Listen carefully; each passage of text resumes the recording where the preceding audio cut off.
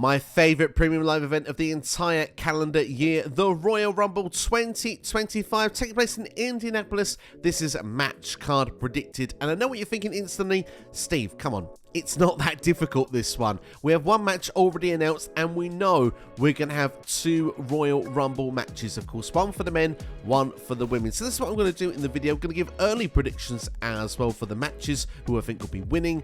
For the Royal Rumble matches also, I'll give you a lineup of the top stars that I think will be involved, surprise entrance also, and of course, I'll be giving you one, potentially two other matches that could be added to the card as well. So what we know so far, let's start off with the ladder match for the undisputed WWE Championship. There were two belts hanging above the ring, of course, Cody's WWE Championship, and of course the Winged Eagle WWE Championship, which of course Cody wore to the ring on Saturday's main event when he defeated Kevin Owens. However, the beatdown after the match from Kevin Owens meant that Cody was, well, written off TV for a couple of weeks, basically over Christmas and New Year, and KO was parading himself with the Winged Eagle Championship, saying that he was the rightful champion. So, well, this is going to be fun. I mean, obviously the Winged Eagle Championship is the title that was around when I first started watching wrestling, so for this to be around a bit longer than one night, for practically a month, I'm ecstatic in itself just to see it being used on TV. And also, I think the ladder match makes the most sense for these two.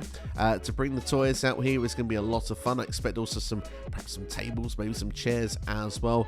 Cody, no stranger to decent ladder matches. Him and Sammy Guevara had one in AEW. KO as well has been phenomenal. Some big spots in ladder matches in the past as well. Personal favourite to go and watch if you haven't seen it, the Money in the Bank ladder match from 2016. Anyway, to give an early prediction for the match, I think obviously Cody will be retaining. If I got my way, KO would be winning. I think it'd be great for shock value, and really would actually put a further question mark into WrestleMania. How would Cody get the championship back? Where would he go next? However, at the moment, if I had to predict, I think we're getting Cody Rhodes versus John Cena at WrestleMania. So for that reason, I know something will be for the championship, so John Cena can go for the 17th world title. For that reason, I will go for Cody to retain. Speaking of John Cena, he's one of some of the names that have already announced themselves for the Royal Rumble match this year. CM Punk, main event Jey Uso, and LA Knight have announced their names for the Royal Rumble this year at the time of recording. Other big names that I would expect to see in the men's Royal Rumble match, I expect to see the head of the table, the OTC Roman Reigns. I expect to see Seth Freakin Rollins, Drew McIntyre, Damian Priest, Finn Balor, Logan Paul, Solo Sikoa, Jacob Fatu, Tama Tonga, Shinsuke Nakamura, and more.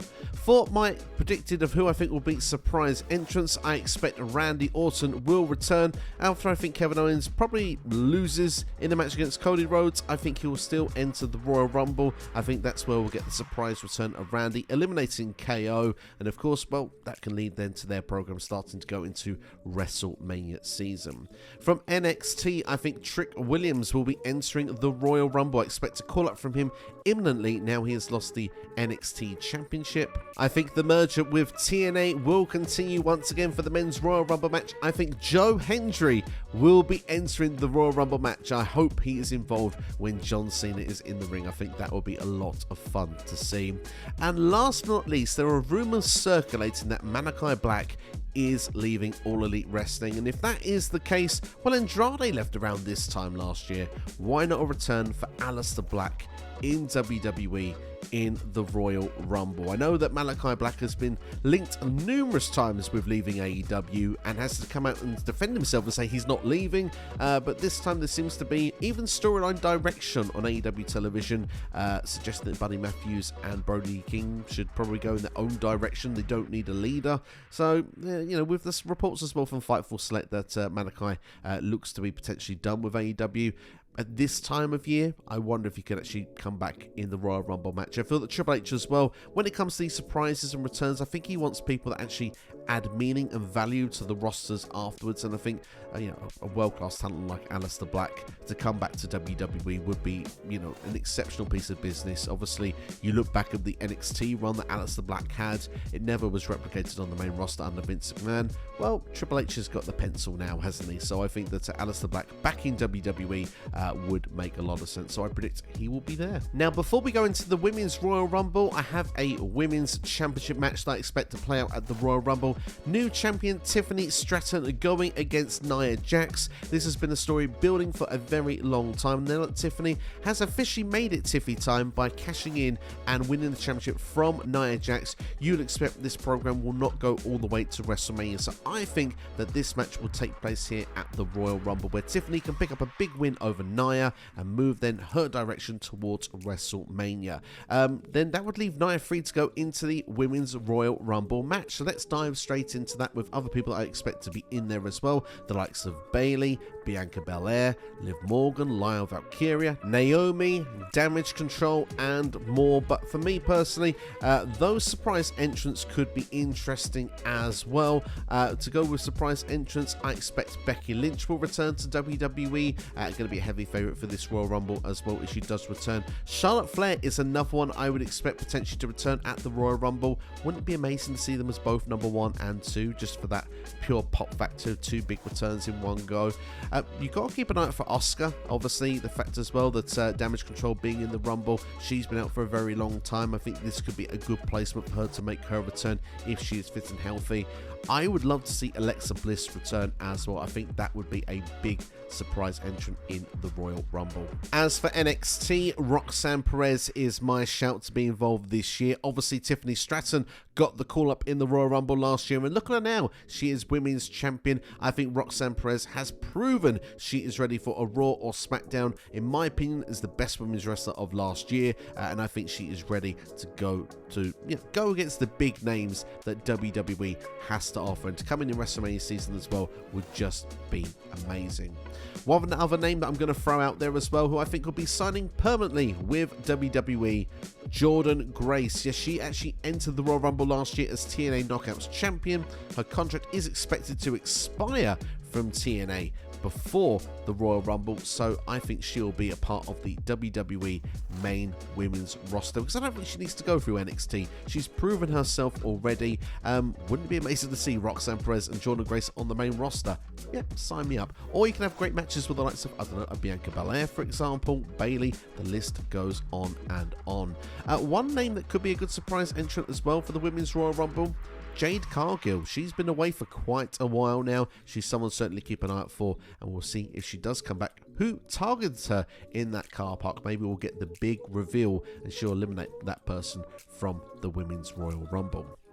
Now, you probably noticed that I've not given a prediction yet for either Royal Rumble, because I had to hook you to keep you here to the end of the video. I know, naughty, I know, but promise is a promise. So let's give you my early predictions of who I think is winning the men's and the women's Royal Rumble matches. So as we were talking about the Women's Royal Rumble, I'll make the prediction for that one first. I think Becky Lynch is going to win the Women's Royal Rumble. Its name value, Netflix, of course, is the first premium live event that will be involved on there for 80% of the globe. Anyway, I know it's still on Peacock in the United States. However, I think with a Netflix brand being involved with WWE Premium Live events, I expect big names to be winning the Royal Rumble this year, and there's none bigger than Becky Lynch, in my opinion, when it comes to the women's division, even though she's arguably the most established. Charlotte Flair would be a runner-up pick at this point, but as I say, for me, I think Becky is going for Rhea, potentially with Liv Morgan still being in the mix as well, and I think we'll get Tiffany Stratton versus Charlotte Flair for the Women's Championship at WrestleMania. For the men's side, for me, a little bit more tricky, because there's so many big names going to be involved this year. It's one of the most star-studded Rumbles I think we're ever going to have.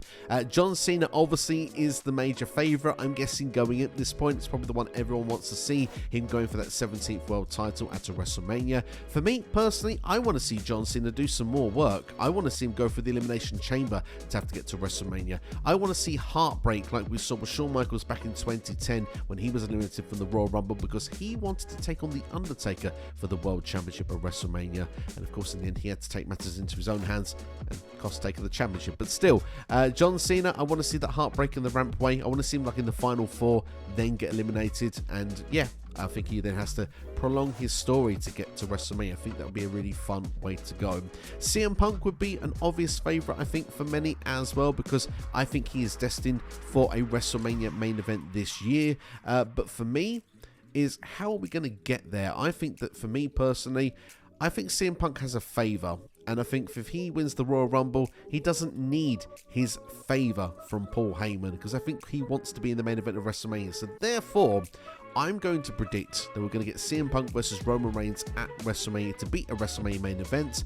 I think Roman Reigns is going to win the Royal Rumble, and I think CM Punk will call his favour for Paul Heyman, but the only way he gets what he wants is if he wins a world title. So I think CM Punk will win and beat Gunther en route to WrestleMania. That way, for the world title, we get Roman Reigns, who chooses CM Punk. So that's my early Royal Rumble 2025 predictions. Let me know your thoughts in the comments below. Who's your picks to win the Rumble? Who do you think will be the surprise entrance? And what matches do you think we'll see on the card that have not been announced already? To be honest, if a fifth match was going to be announced, I'd like to see Gunther involved. I'd like to see him defend his World Heavyweight title. He's not currently featured on this card anywhere for me. Personally, I don't know who he would defend against at this point. It felt like they were going to build him versus Logan Paul, if we're brutally honest. When we looked at the press conference, of course, in WWE HQ at the end of last year.